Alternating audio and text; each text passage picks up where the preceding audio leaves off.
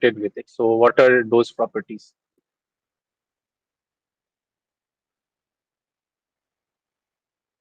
So it should be incompressible and it should be inviscid or non-viscous. So as we come to the term like non-viscous, so what is viscosity and where does it originate from?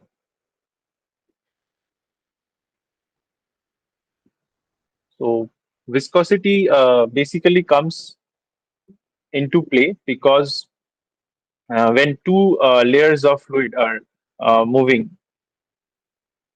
along each other, parallel to each other, or you can say that one layer of fluid two is sliding over another layer of fluid one, there is some fluid friction that comes into play, and due to this fluid friction, and viscosity is the parameter that characterizes this particular fluid friction. So higher the thicker the fluid, more is the fluid friction, so more will be the viscosity. Next comes the compressibility of the fluid. So okay, so any fluid or any matter per se, when it tries to slide across another matter, it will encounter some sort of friction. So liquids are no exception. So there will be viscosity. Even when there two like in case of gases also there's viscosity, but in liquids it is more prominent because the molecules are closer to each other. And yeah, so no liquid is inviscid in nature, but we can say that some liquids are can be considered inviscid if their viscosity is low for different analytical purposes or numericals. For solving different numericals, we can consider them, we can simplify them and consider their viscosity to be zero. Next is the compressibility. So compressibility, so okay, so viscosity is characterized by a term called dynamic viscosity. So it is basically a coefficient. So can you tell me what is mu or dynamic viscosity? So dynamic viscosity is nothing but the the ratio of the shear stress which is acting in between these two layers of fluid to the gradient of to the velocity gradient. Okay. Give me 1 second. Actually, I think the recording isn't going on. I have to record the session.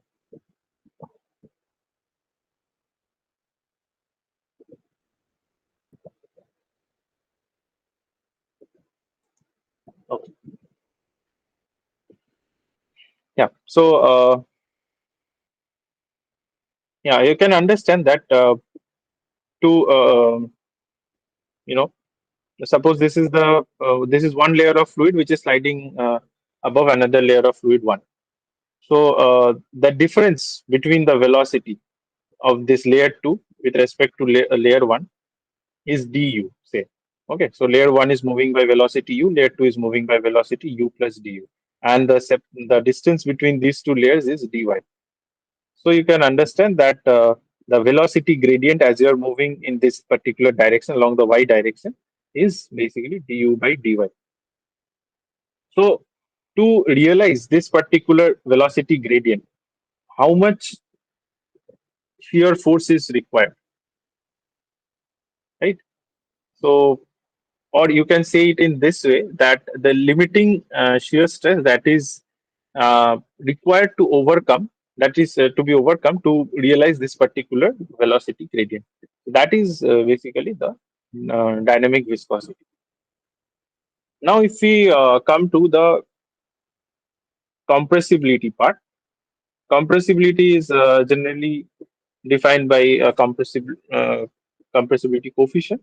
It is basically the change in volume over the original volume with respect to the applied pressure. So more compressible the liquid, more its volume will be condensed at a given pressure. Okay. So yeah. So these are just the basics that we have already come across in fluid mechanics. Now, tell me this: shall we consider an ideal fluid condition during hydraulic and pneumatic component analysis?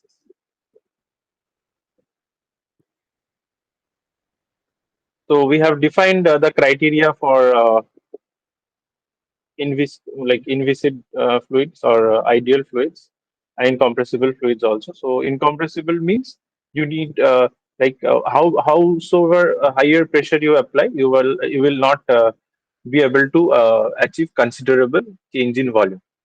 Okay, the volume won't reduce. So that is basically incompressible. So if we talk about hydraulic circuits, generally the working fluid is oil or water. If we talk about pneumatic circuits, it's generally air or any other gas like nitrogen and all. So for these particular fluids, the criteria for incompressibility can be applied, can be conveniently applied, but the criteria of incompressibility can't be applied to pneumatic circuits because we are using air or nitrogen. Like they are highly compressible, or I would say they are compressible, more compressible compared to this oil and water. I won't write incompressible. I will write relatively less compressible. And again, if you look at here, these are, or if you see at oil, then generally it's viscous. Okay, so you can't, you know, completely ignore the fact that it is not having a viscosity. So viscosity is also coming into picture. Here, in case of gases, the viscosity may be less compared to liquids. So you can see that if we talk about the realistic conditions, then we can't apply this ideal fluid conditions to hydraulic and pneumatic component analysis. But there is one catch. Like while we are designing any component in hydraulic and pneumatic system, there are certain things that certain simplifications that we need to do to calculate the pressure rating or some other output conditions or operational parameters. So for that, we need to we need to consider certain assumptions like this ideal fluid condition and all. So that will give me certain rough parameters. So those are not the actual parameters.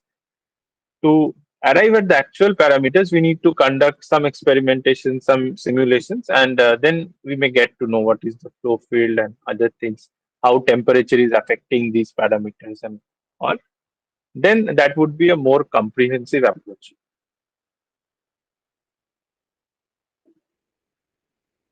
Okay.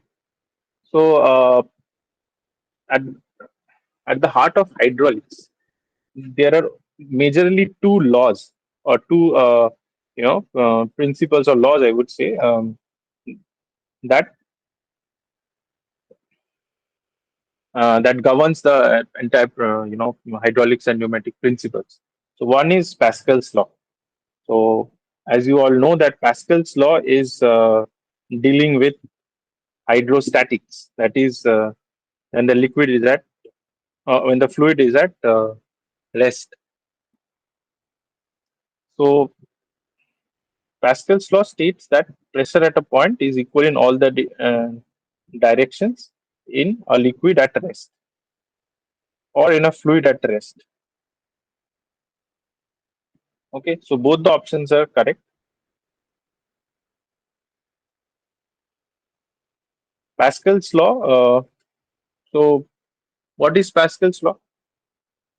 It's basically this thing that pressure at any point is equal in all the directions, and at any surface, it is perpendicular to the surface.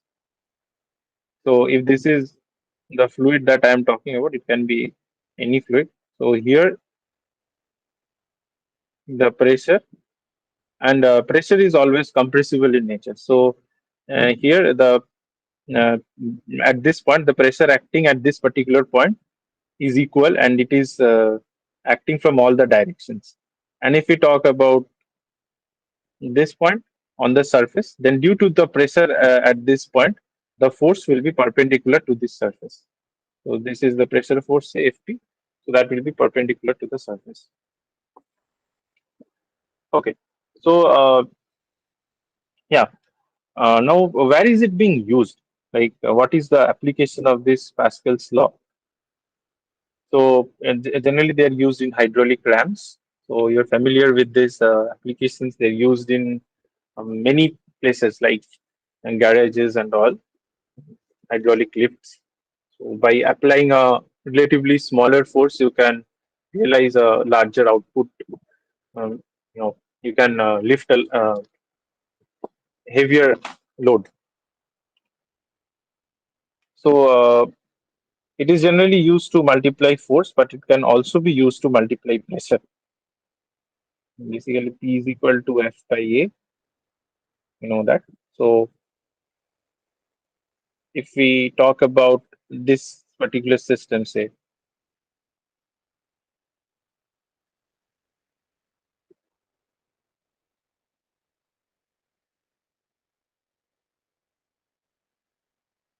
you are applying the load here, effort, sorry, and you are lifting some load, say L.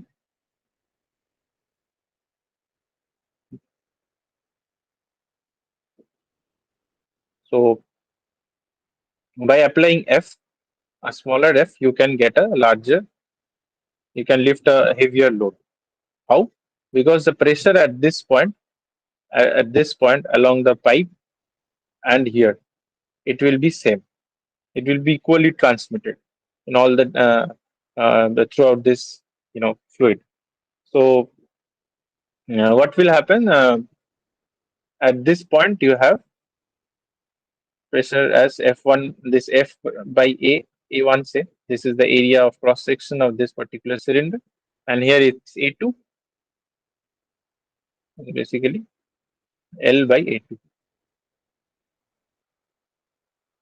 Okay. So from here you can see that L is basically F into A2 by A1. So this A2 by A1 is nothing but the multiplication factor. This is basically multiplying the amount of load that we can lift. And this is just the basics. Okay, so tell me this thing. This is also one of the assignment questions. This is also based on Pascal's law. So suppose there's a pump that is pumping liquid into two of these hydraulic rams. One ram is carrying a load of 1000 Newton, another is carrying a load of 1500 Newton. Here, the cross sectional area of the ram is 1 meter square. Here, the cross sectional area is 2 meters square. These two cylinder A and B. So, as the liquid is being pumped by by the pump, by the hydraulic pump, it will take this pump. It will come here, and some liquid will come here. So, the question asks, as the flow is initiated, which of the two cylinders will receive the flow first? Generally, we know that fluid follows the path of least resistance, right?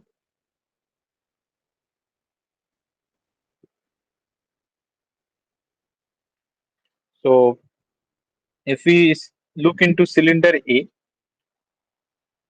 how much back pressure will it encounter? So that is nothing but 1000 upon 1, right? Force upon area. And here the load is higher, that is 1500, but it is distributed over an area of 2 meters square. So it's 750 Newton per meter square. I'm just writing Pascal. So you can understand that cylinder A is applying a higher back pressure compared to cylinder B, right? That's why the cylinder B is providing less resistance to the flow. So the cylinder B will receive flow first. Correct answer would be cylinder B. Okay. If you are having any doubt or you want to just add on, something to it, you can just unmute and say. Okay. So that was the first law. The second law that is also, we can say, is the heart of oil hydraulics and pneumatics. That is Bernoulli's theorem. So this is not a law. Bernoulli proposed this theorem based on the law of conservation of energy in a fluid flowing through a pipe. So again, there are many assumptions. So this like the law of conservation of energy is applied everywhere, but uh, not all the forms of energy are being considered in the Bernoulli's equation. So generally, three forms of energy are considered. One is pressure energy,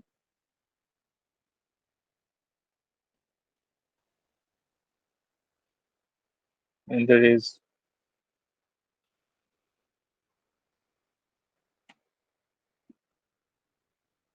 one second.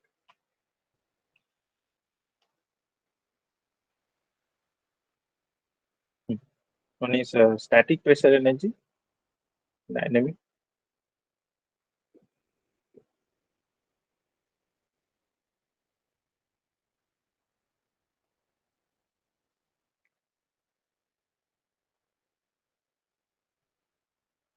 and the other is the potential energy, that is due to the height differences.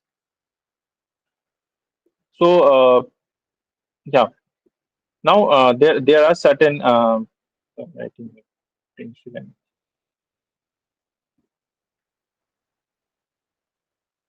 So what are the assumptions made here? So first and foremost, the flow has to be steady in nature. So steady means with time at any particular point, the property is not changing. Here, the fluid properties that we are concerned about is the velocity of the fluid. So we can say that del u by del t at any point x is constant. So that means it is a steady flow. It should be non-viscous because viscosity means there will be friction between different layers of fluid and that will dissipate some of the energy, and we are not taking that into account in this particular um, you know classifications of energy. So that's why we have to assume that the flow is non-viscous.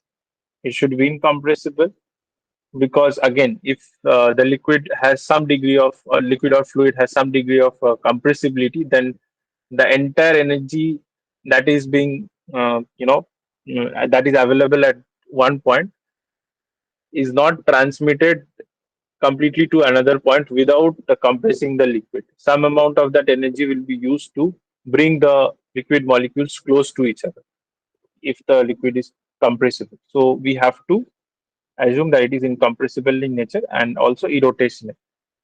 Irrotational means the molecules are not undergoing any rotational motion. There are no vortices formed locally or along the flow. So these are the three assumptions in Bernoulli's equation.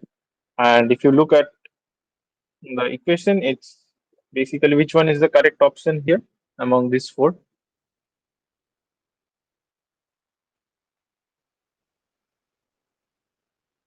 Yeah, which one of these four is the correct form of Bernoulli's equation?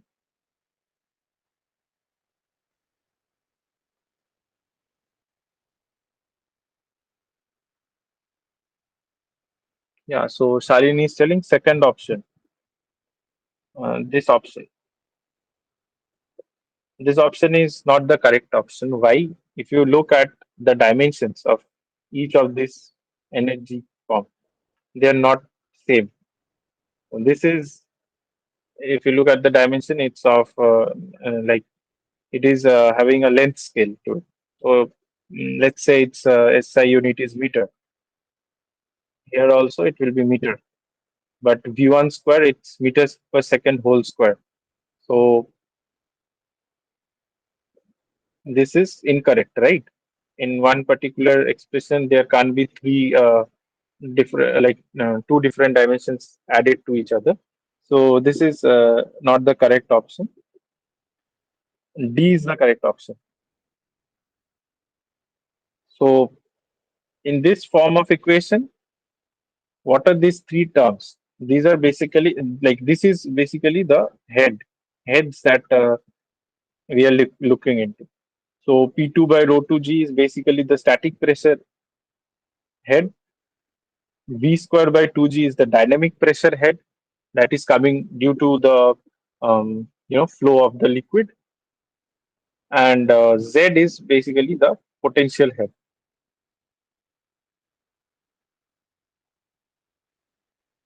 And there are other two forms also, like pressure form and energy form.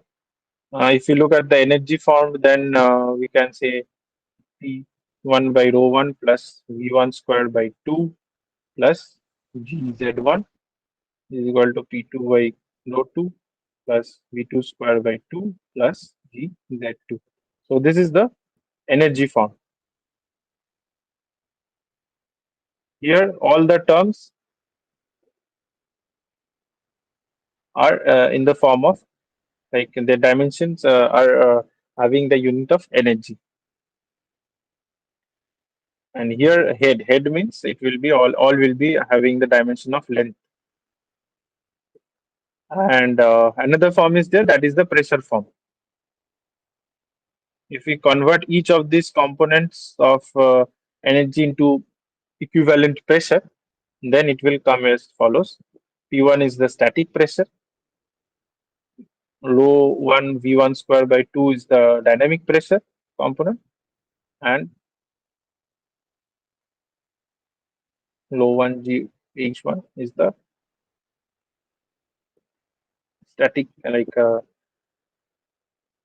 it is due to the height. And I'm not writing again, rho 2 GH2. Okay. So this is the pressure form. So you should remember all these three forms for different numericals. You don't know what is being asked in the question, so accordingly you have to see. Now, if we want to modify this, suppose this is the original form of Bernoulli's equation. Now, if there are some losses, so when the fluid is flowing from, say, section 1 to section 2, there will be, sorry, from section 1 to section 2, there will be some losses due to the friction between the pipe and the liquid here.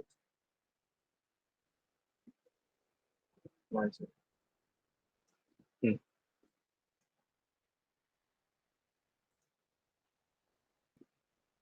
Okay. So, due to the friction between the pipe and the liquid here, there will be some friction along the wall. If you take all those into consideration, then this initial energy plus, sorry, this initial energy is equal to the final energies plus some losses. L is, this small l is the loss which is converted into the form of energy. If you're incorporating it in the pressure form, then the loss in form of some pressure. And if you're considering it to be in the head form, then loss in terms of some head, usable head.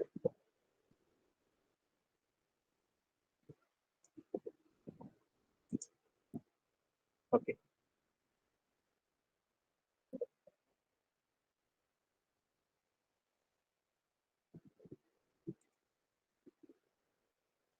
Now coming to the second, another numerical is there. No, I think this is the first numerical. Huh. So this is also taken from one of the assignments. So referring to the figure below, the diameter and velocity parameters are given for each pipeline. Determine the velocity V3 in the pipe. So if you apply the continuity principle across this node,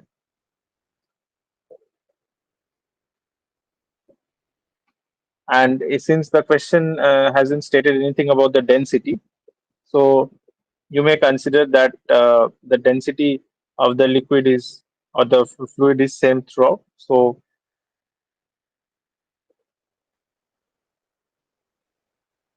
continuity equation, it is based on the law of conservation of mass.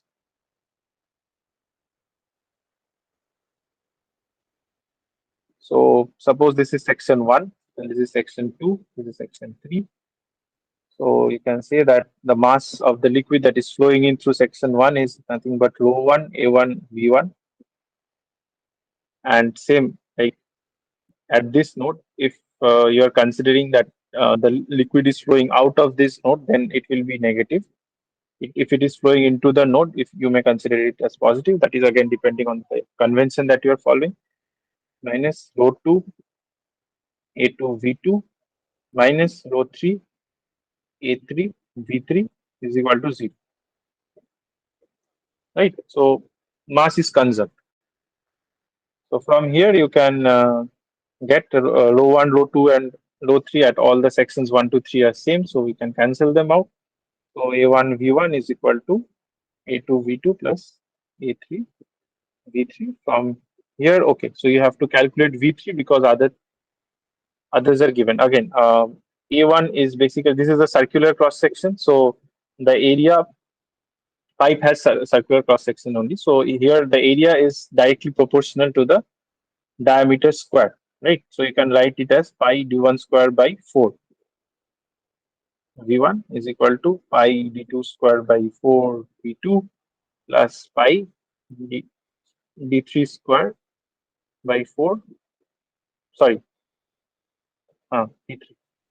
So from here pi by 4 again will cancel out, so you will get V3 is nothing but d1 square V1 minus d2 square V2 divided by d3 square.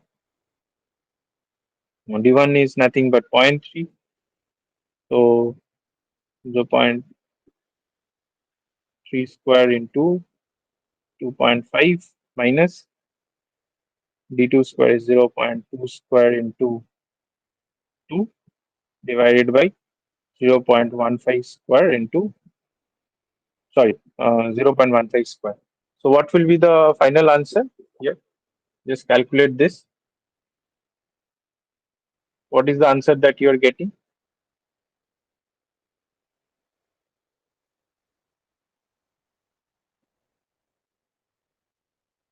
What is the answer that you are getting? What is V3?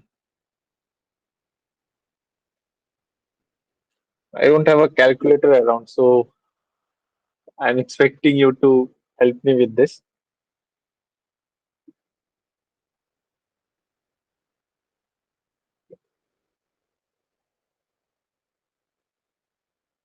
0.3 square.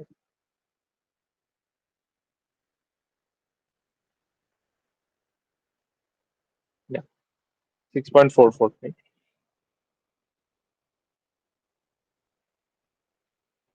6.44 meter per second. Now, by substituting all these values, suppose you would have got the answer as negative of this. Okay, suppose this one is less than this one. Then your V3 would have been negative in that case. That then you have had to understand that the direction that you had considered initially. Here I had considered initially it is flowing outwards from the node. So if it is coming positive, then my assumption is correct. If it is coming negative, it means the flow is happening in the opposite direction, opposite to what I had assumed. So you need to take care of that. Okay. Now let's discuss few questions on hydraulics. Basic questions. If you have gone through the videos, then it will be easy to understand, easy to answer. So yeah. So hydraulic system poses high power density, low operational frequency, Precise positioning used in industries alone, pressure rating up to 50 bar. Which of the following are correct? As we know that hydraulic systems generally operate at high, pressures. So that what is the range of pressure generally addressed by the hydraulic systems? What is the general pressure rating of hydraulic systems? Anyone?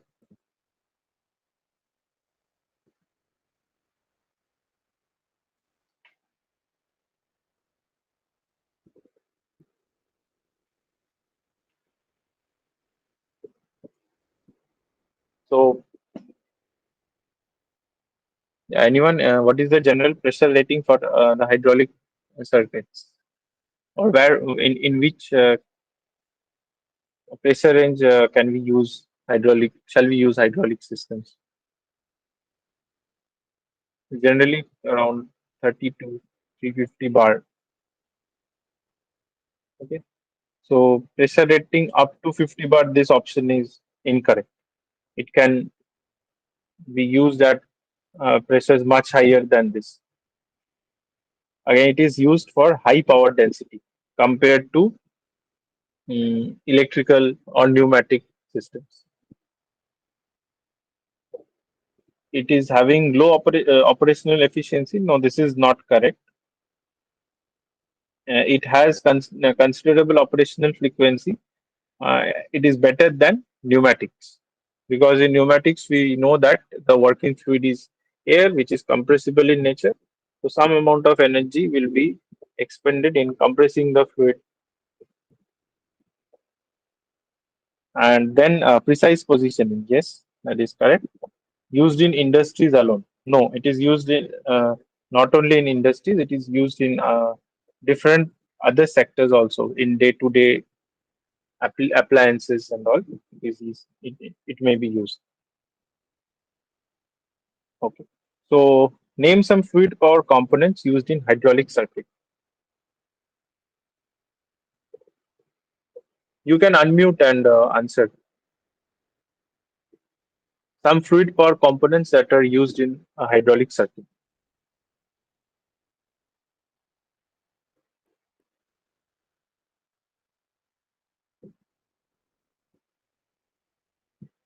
So in any hydraulic circuit, first we need to pressurize the fluid, right? Yeah. So Purna is saying pump. Yeah. So pump is one of the major components because it generates flow. It gives out pressurized fluid or pressurized liquid. You see. Next, what will we do with this? Yeah. So there should be some actuator. What is the work of actuator? Lokesh is saying control valve, right?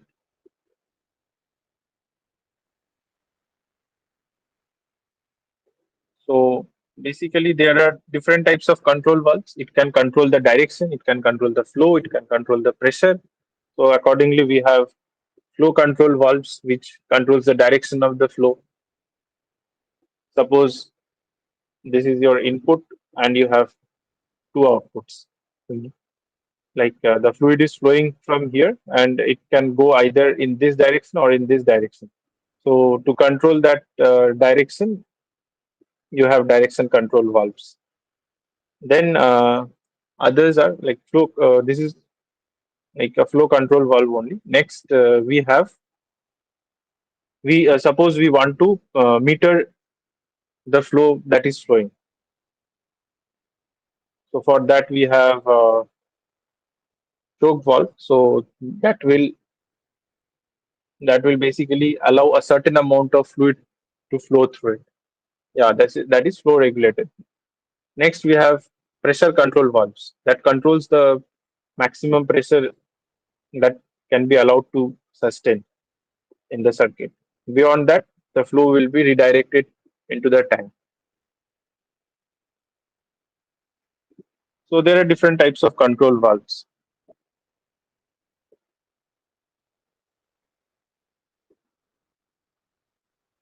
and other equipments,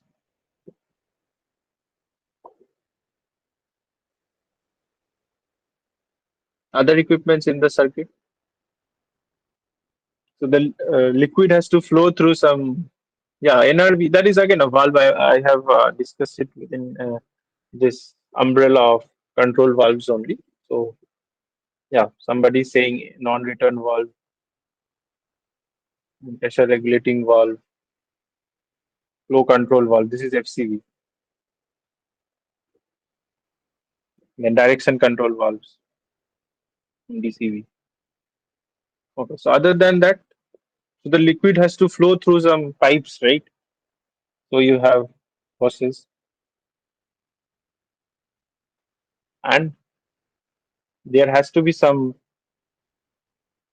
ancillary equipments that would ensure the safety of the system. So for that, not only safety, it should also provide, you know, it should also address the purity aspects, like the hydraulic liquid shouldn't be contaminated. It should be clean. It shouldn't affect the uh, rotating or you know, translating components. Translating components means in actuators, if it is a linear actuator, then you have translational motion. If it's a motor, then it's rotating. So if there is any dirt inside the oil, then it will um, hamper that motion. It will cause erosion, and you can get you know, faulty operation of the hydraulic circuit. So there has to be filters to remove those dirt. Next, there should be some gauges like temperature gauge, pressure gauge to closely monitor the characteristics of the features of the fluid from time to time and at different places. Next, to drive this particular pump, you should have some motor or you know, some engine or some motor. So that is also a part of this hydraulic circuit. It can be an electric motor or it can be an IC engine. Okay, so there are other ancillary components also, like you have air breathers and all. So yeah, hydraulic power pack consists of the following elements. We already discussed the pump and the motor. So basically, power pack generates the power. Power means here your pressurized oil or pressurized fluid. In hydraulics, you have the fluid as a liquid. So it generally consists of a hydraulic motor. Sorry, it doesn't consist of hydraulic motor. It consists of an electric motor. Hydraulic motor is basically an actuator in a hydraulic circuit. A compressor, again, it is used for air and not for, like, it is used in pneumatic circuits and not in hydraulic circuits. Then it should have a filter to provide clean and high uh, quality oil throughout the circuit. Then there should be a pressure relief valve. So what is the work of pressure relief valve? Why do we use the pressure relief valve? Yeah, can anyone tell me what is the function of pressure relief valve? It's already there in the name. Yeah, Lokesh is saying for safety. Yes, it is for safety. So how does it operate?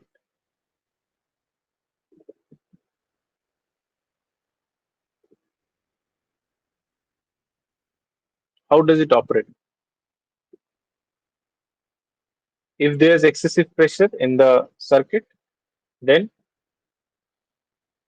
like, if the pressure in the line it is exceeding a threshold value, which is again, it can be set by the operator. So if pressure exceeds this threshold value, then another line will open up and the liquid will be bypassed into the tank to that line. So basically, your pressure relief valve, the symbol looks like this.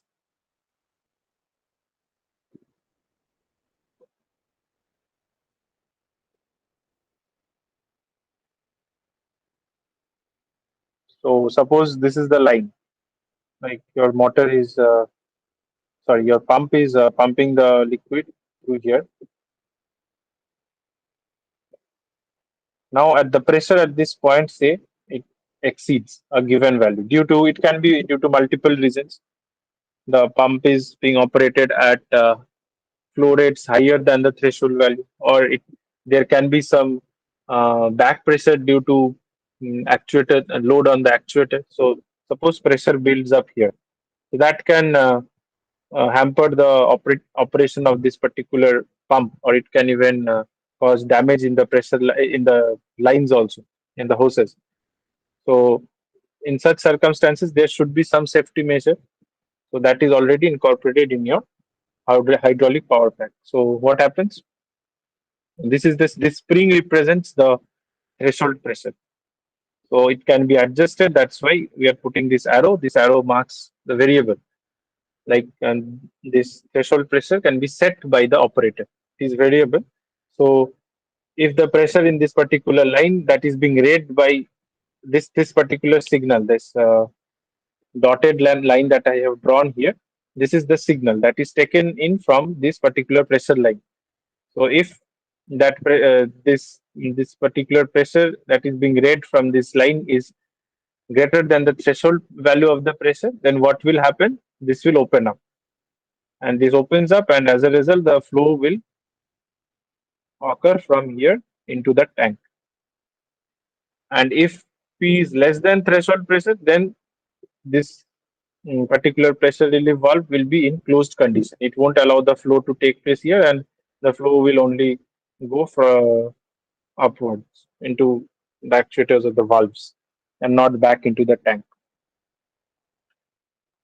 Okay. So now I have been using this term pressure in the circuit, and the pump is inherently attached to this particular pressurized liquid, because we generally have this notion that the pump is uh, producing a pressurized liquid.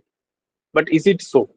Like, is the function of the hydraulic pump is to generate pressure in the fluid flow? Is the statement true or false? The function of hydraulic pump is to generate pressure in the fluid flow. Is it true or false?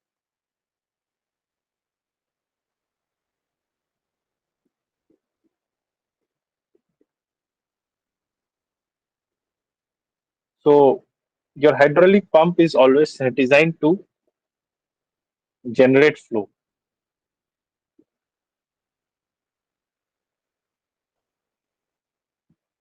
It doesn't generate pressure. Then where does this pressure come from? If this flow is generated, it doesn't generate any pressure. So why the pressure comes into picture? Why do we say it as a pressurized oil, pressurized fluid? This pressure comes from the resistance to this flow.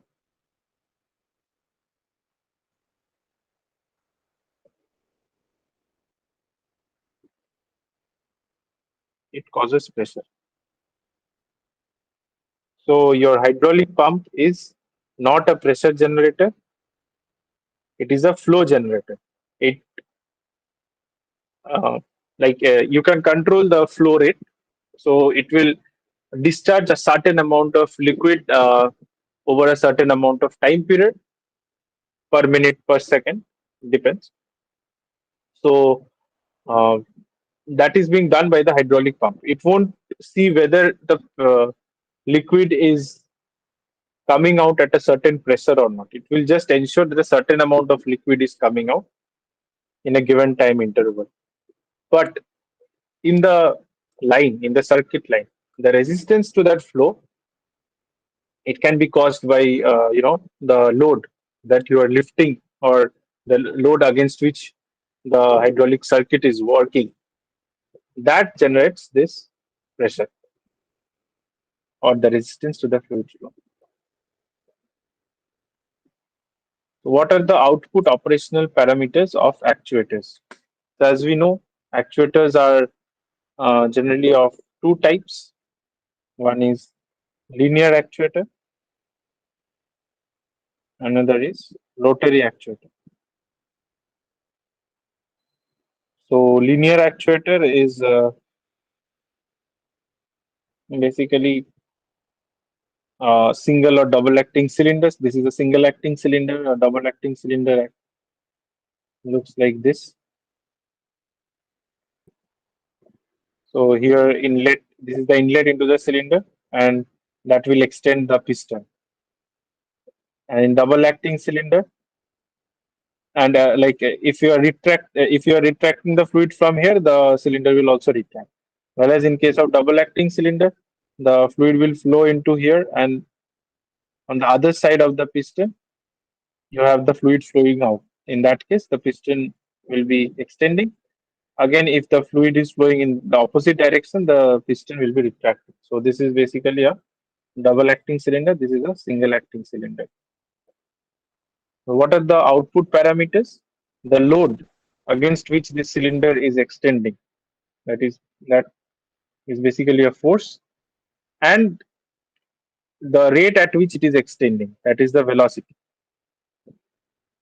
Accordingly, you have to set what amount of fluid flow, or what is the Q value that needs to be flown in into the cylinder, or in this case, what is the fluid amount that needs to be flowed in or out from the cylinder.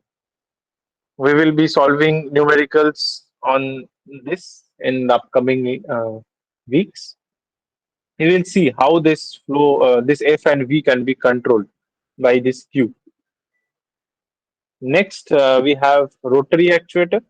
In rotary actuators, we have hydraulic motors basically. So the symbol of motor is this. Oh, sorry, this is the symbol of pump.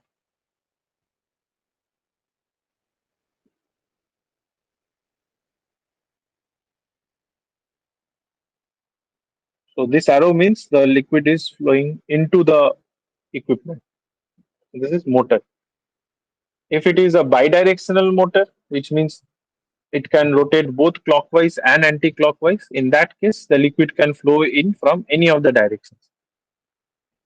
If it is a variable speed, then you can give this thing. This thing means it doesn't operate at a particular RPM. It can be made to operate at a range of RPMs. In that case, you put this arrow. So this is the symbol for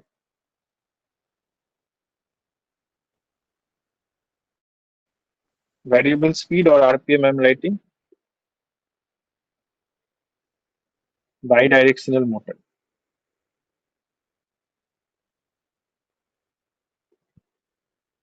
Okay. So what are the output parameters here?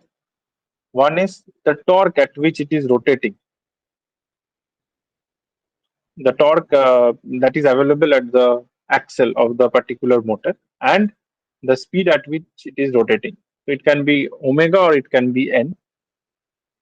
So yeah, so depending, so this torque depends on how much load is acting on that particular axle, and omega is basically the speed.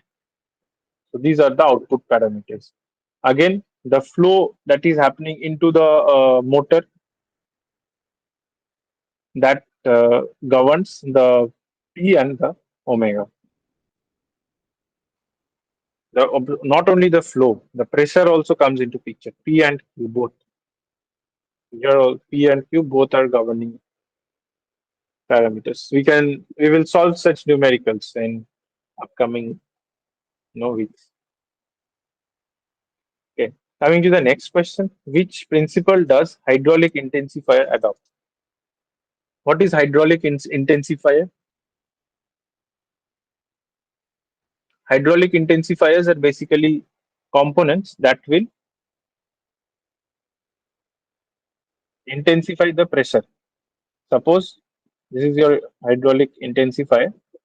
The fluid is flowing at particular pressure, say P1 into it, and you are generating using this particular flow. You are uh, allowing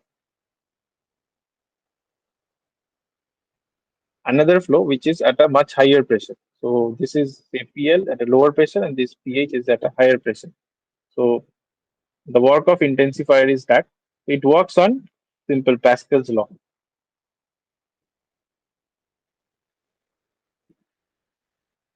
Again, like there is a larger cross section, there is a smaller cross section. I'm,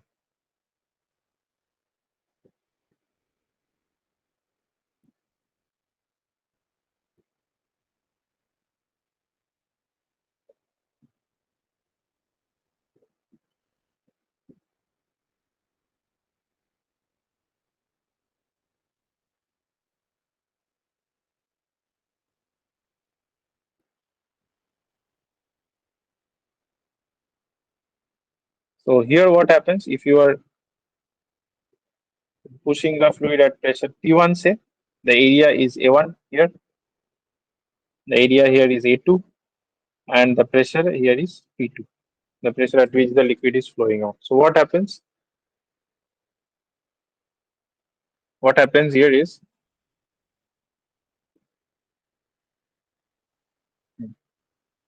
here the force that is transmitted along this particular piston, that is same.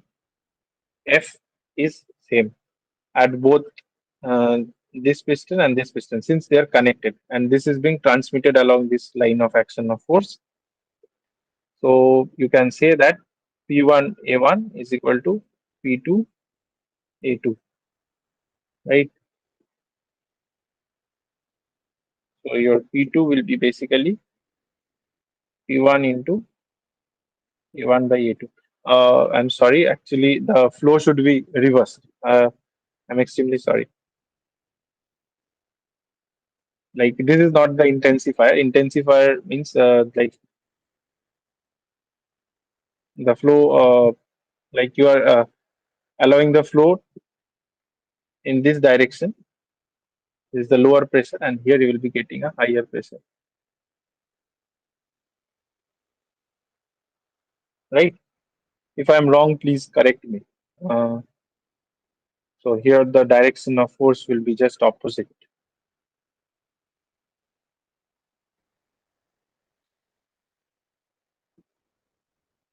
The force should be acting in this direction, and it will be transmitted along this line.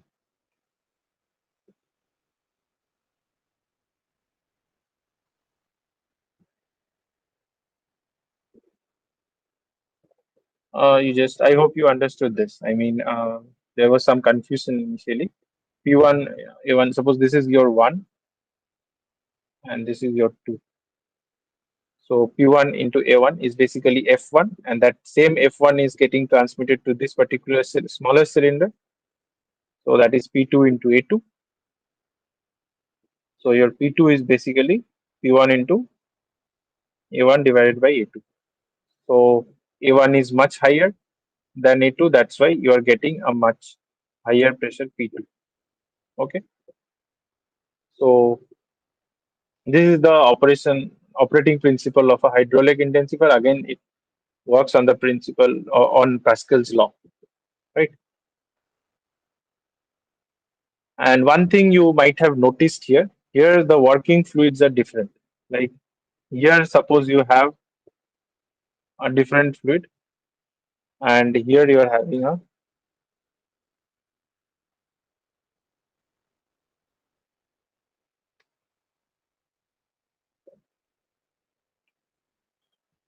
here you are having a completely different fluid. Okay, so that is possible. So this one application of this intensifier is water jet machining. In water jet machining, you use uh, Like you use a particular working fluid to intensify the pressure of water. You are not directly doing it like a pump cannot produce such high pressures. You're using a hydraulic intensifier to do it. So this is just a basic principle that I explained. Now, energy transmitting elements or energy transmission elements in fluid power systems are pipes, pressurized liquid, hoses, and compressed air. So, energy transmission elements basically means the element that is carrying the energy. So, that is basically your pressurized liquid and the compressed air, not pipes and hoses. They are the components. Okay. Next, okay, so I have listed out a few devices and some source to usable energy conversion. What you need to map these devices to this particular energy conversion. So, which device is responsible for mechanical to electrical, which is used to convert mechanical energy to electrical energy? Generator. So,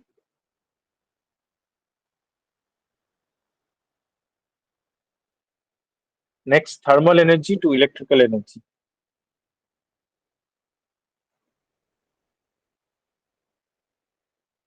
is thermocouple. Thermal energy to mechanical energy, ICG. Mechanical energy to fluid energy, that is pump, and fluid energy to mechanical energy, that's actuator. Okay. Next, name different control valves that are used in hydraulic circuit with their functions. We already discussed this. There are some direction control valves. As the name suggests, it controls the direction. There are some flow control valves that regulates the flow. Then there are some pressure control valves.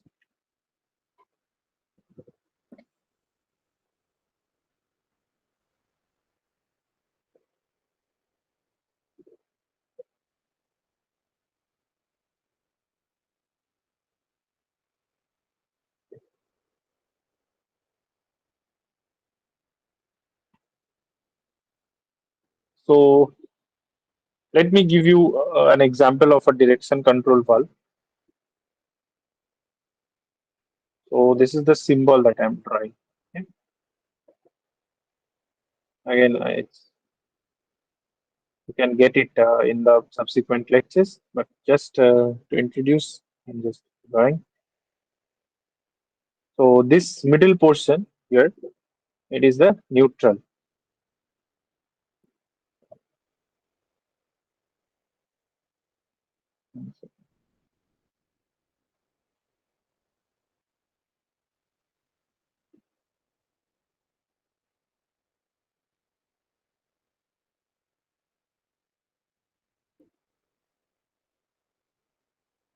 Okay, so this is the neutral, and these two are the active positions. So now, suppose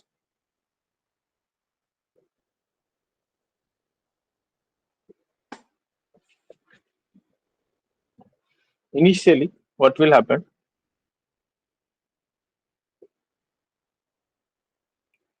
This is connected to the hydraulic power pack. So this is the symbol of hydraulic power pack, and this is tank. So there are two ports. One is pressure port, one is tank port here, and there are two other ports, say A and B ports.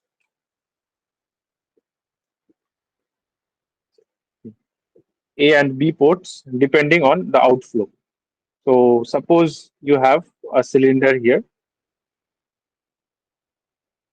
So A and are to be connected to the ports of the cylinder like this. Now you want to control the direction of extension or retraction of the cylinder. Accordingly, you have to control the flow direction, right? So uh, instead of just a spring operation, let's say that there is another signal here. Okay. So when you're pressing down on this, then what happens? This particular configuration is getting activated. What happens? The oil will flow through the pressure port through A port and then come to this particular region, this particular side, and the fluid on here it will come through B and get to the tank through here to the tank port. So during that operation, what happens? The cylinder extends. Now you want the cylinder to retract. So in that case, you will press this particular push button. Say, then what will happen? This particular configuration will get activated. So now what will happen? I'm just zooming onto here. So this is P and T. So pressurized oil will flow to the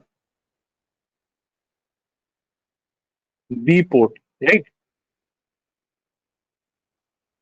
So pressurized oil will flow to the B port. It will come to this particular region and the liquid will come back through the A port to tank. So that's why now the cylinder will retract. So this is how we are controlling the direction of flow. So this particular valve is called a direction control valve.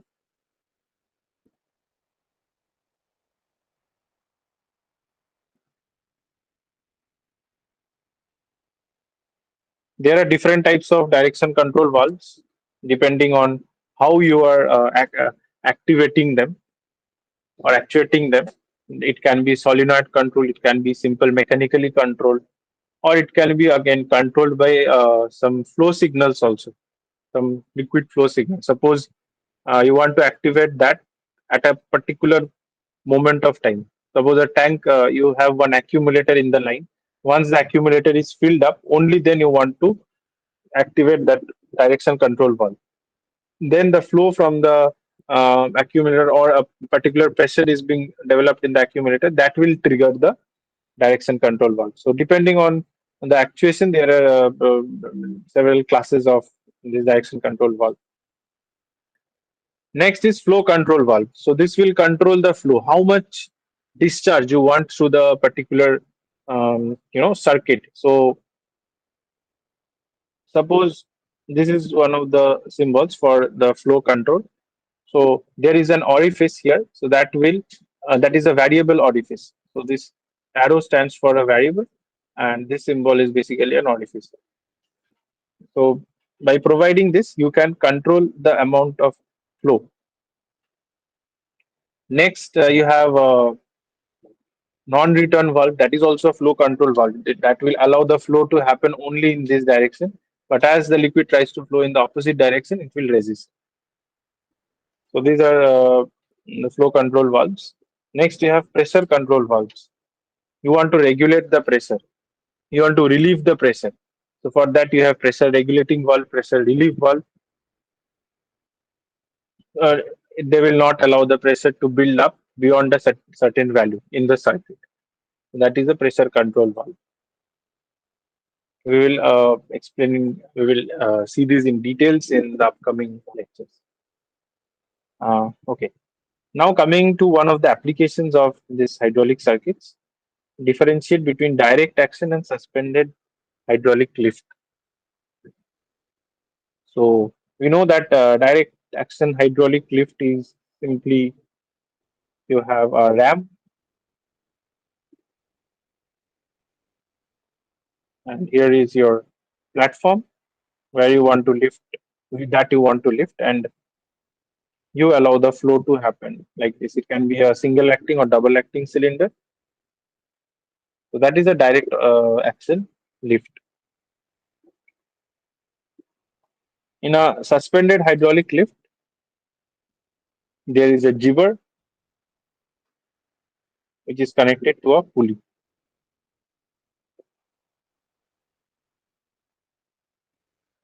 So here you have a cylinder inside this.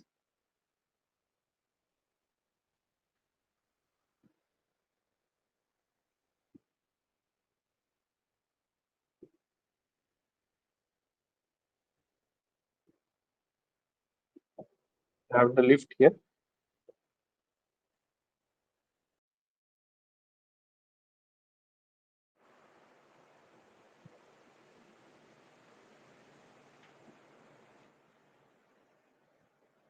So suppose this is your cylinder, say.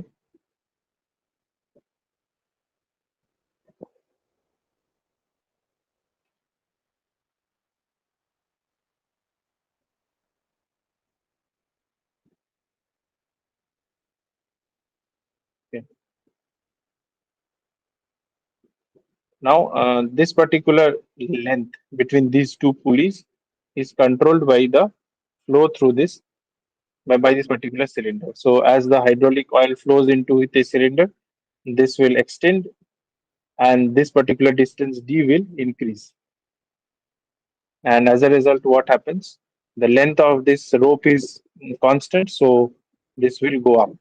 So this is directly you are not applying you are not directly lifting the load. Rather, you are using pulley to redirect the line of action of force. What is the advantage here? Here, you have to work against the weight of the this piston, right? Here, that is not required. You are directly like lifting the load. You don't have to work against the piston or the weight of the fluid, right? So that is the advantage in case of suspended hydraulic lift. Which of the following are more suitable as hydraulic fluids in colder environments? Water, petroleum based oils, molten metal, compressed air. So we know that the first three are hydraulic fluids. Compressed air is a pneumatic fluid, right? So, but there is a condition like it should be used in like it can be used in colder environments. So we know that water it freezes at colder environments, so that will not be good for hydraulic circuits. So we can't use water. Certain petroleum based oils are there whose viscosity is less. So even at lower temperature, they are having, um, you know, substantial fluidity, and that will not hamper the operation of the hydraulic circuit. So petroleum-based oils, to be more specific, having less viscosity is most suitable. Molten metal is generally used at higher temperatures. At in hydraulic circuits where the dwelling temperature is much high, there we use molten metal. Next, pneumatic system. It provides faster working cycles, uses air, has higher operational efficiency, and uses nitrogen gas. So we know that it uses both air and nitrogen gas, and it works at faster working cycles because air uh, doesn't provide substantial resistance to the flow, right? So that's why the transmission of air is happening at a much higher speed compared to liquid. So that provides faster working cycles. And but it doesn't. It comes at a cost. It doesn't provide high operational efficiency as compared to the hydraulic circuits. So option C is eliminated. Okay. Name some ancillary equipments that are used in pneumatic circuit. So in pneumatic circuit, we are handling some pressurized gas. So it can be air or it can be nitrogen. So as the term here, the pressurized, it means that unlike the hydraulic circuit, here you have a compressor that will pressurize. That will its main objective is to pressurize this particular gas from say P1 to P2. Okay. Now this pressurized air, due to the increase in pressure, its temperature will also increase. Right. we don't want to we want to use this working fluid at a higher temperature. We want it to work at a lower temperature because we know that the specific work that is required to operate on this air at a higher temperature is more because its specific volume is more. I hope you understood that flow volume like P into V. So specific volume is more. That's why the flow work, that is the work required to flow this particular volume of air, will be higher at a higher temperature. That's why we want the temperature to be less. So that we use air coolers. That is one of the ancillary equipments that is installed right after the compressor. Next to okay, so here you can see something. What is this?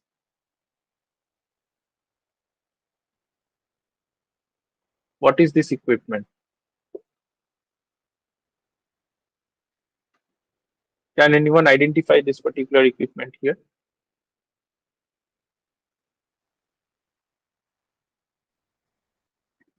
Purna is saying it's pressure measurement. No, it's not pressure measurement per se. Yeah, you can. You saw this gauge and you are telling that it measures pressure. Yeah, that is partially correct. Then what? Why is this knob given? If if we need to just measure the pressure, then why this knob is given? This black color knob.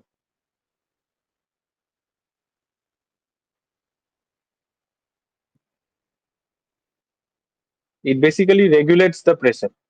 This knob is used to regulate the pressure to meter the compressor gas level. Yeah, you can like here we are not talking about the flow regulation. Here we are talking about the pressure regulation. So this particular P can be regulated by this knob. So this is basically a regulator. Okay. Then what about these other two? These two equipments.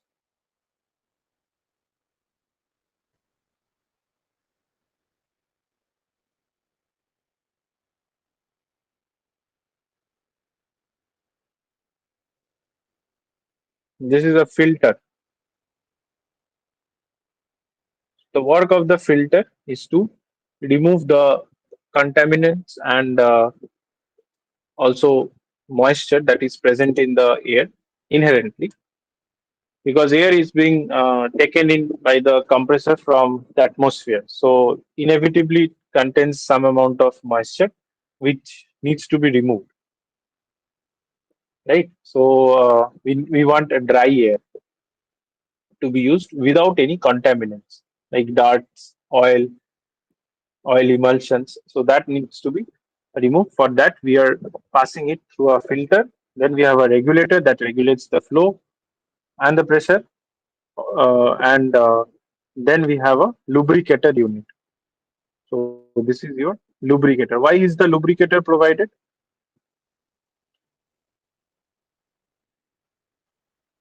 What is the work of lubricator? It lubricates. Lubricates what? It lubricates the air, right? So what it does, it throws a mist of oil into the air, and now the air it deliberately provides a air and oil mixture. So what happens when this particular oil flows into any component? It can be an actuator or it can be a motor. Then this oil acts as a lubricating element between the sliding parts, right? So that's why we are using this FRL unit, which is filter, regulator, and lubricator, FRL, right? Anything else that we are using in among the ancillary components?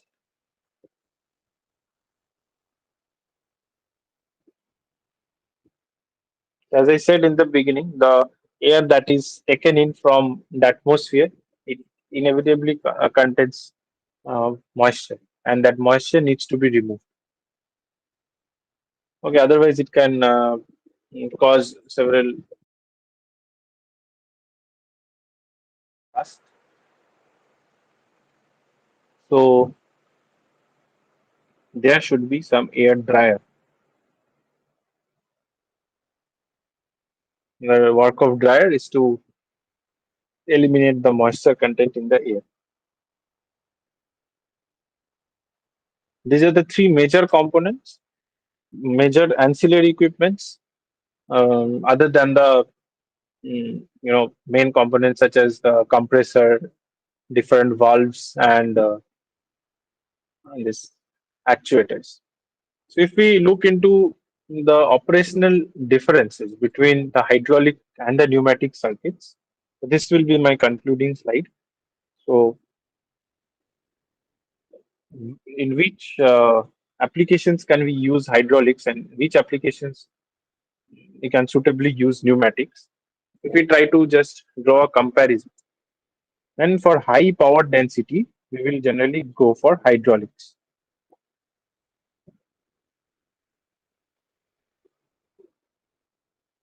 For low power density, we will go for pneumatics. But if we want high or um, high operating speeds,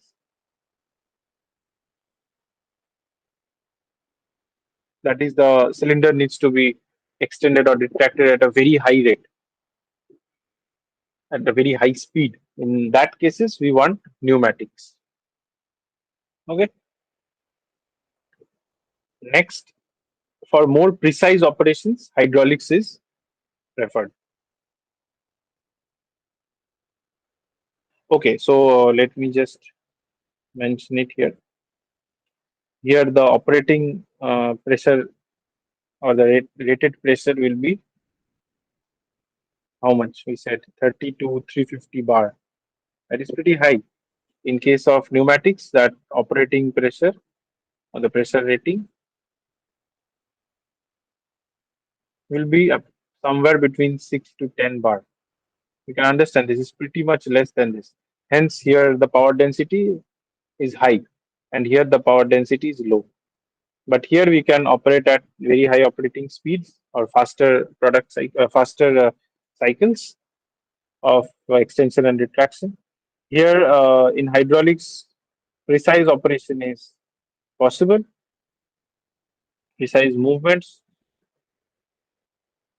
for different workbenches, we use this type of precise movements in different analytical instruments. Say, so here we use hydraulic circuits. We prefer them over pneumatics.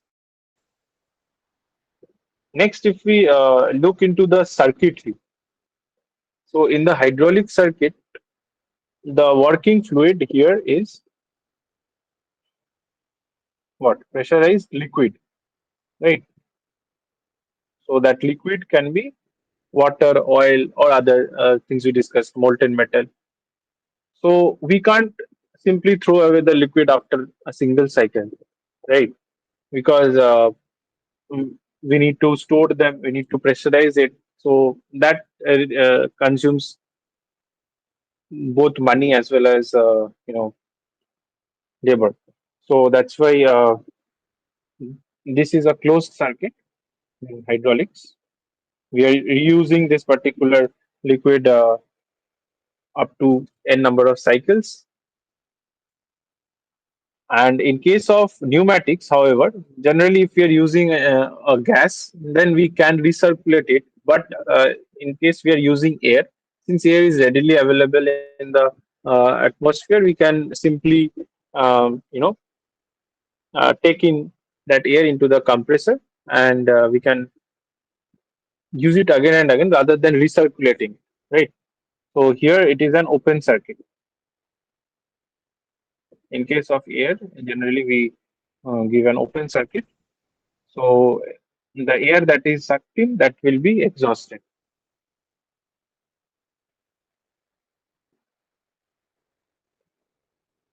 right? There are other differences also based on the accuracy, based on efficiency. Generally, hydraulic circuits are more efficient. Yes. Theta. Differences. Now, based on this, we will see in the upcoming sessions how we are designing the circuits. We won't be told that you use a hydraulic circuit or a pneumatic circuit. You will be given a particular application. Say you have to lift a load, or you have to drill a hole in a particular metal, or you have to, clamp a particular workpiece. So these are the applications. Based on the application, based on the load required at the end effector, you have to choose the circuit, whether it needs to be hydraulic, whether it needs to be pneumatic. And again, based on that, you have to choose different equipments, ratings of the different equipments, the pump, the compressor, in case of pneumatics, compressor, in case of hydraulics, pump, then the actuator design.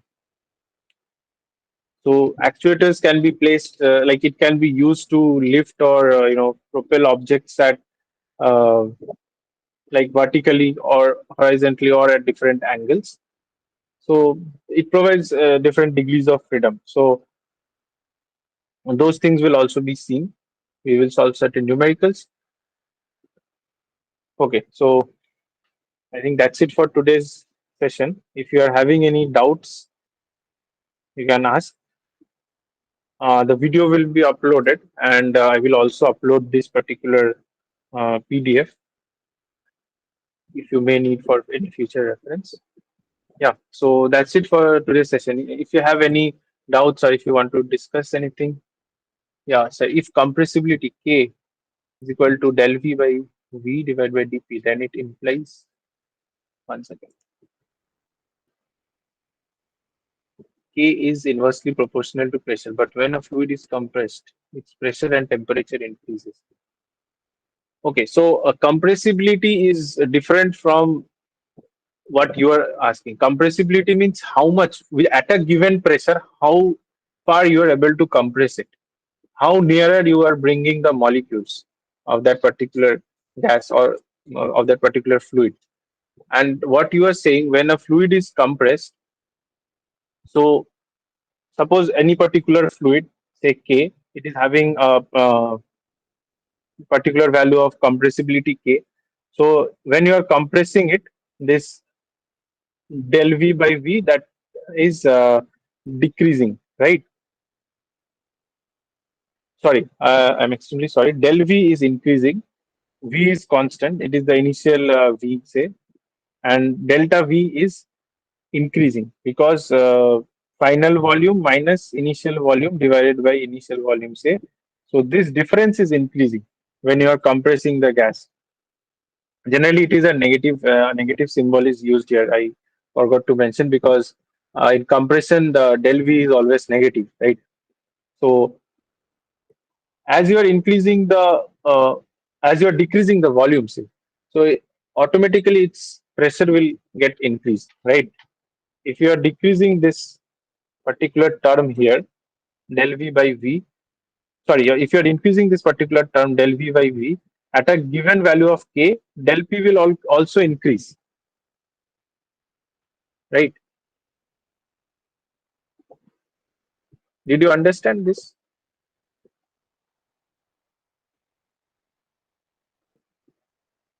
Lokesh? Did you understand, like, or shall I repeat once? Okay, so yeah, okay.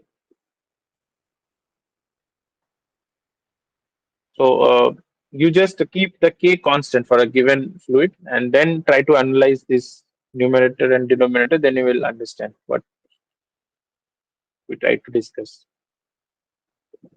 Okay, so thank you. Let's close today's session. If you are having any doubts, you can ask now, or there is also a provision to ask in the NPTEL portal. You can post your messages or any doubts or queries there. Thank you.